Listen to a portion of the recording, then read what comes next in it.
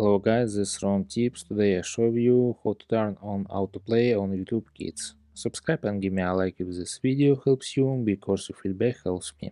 Alright. Find and select video, click on video and find three dots and click on autoplay.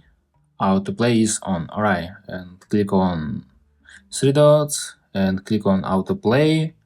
Autoplay is off. Alright, and click on three dots and the report block quality and caption.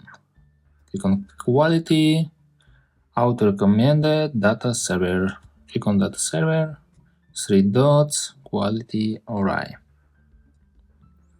Click on autoplay. Autoplay is on. That's all. Subscribe and give me a like if this video helps you, because your feedback helps me. Bye.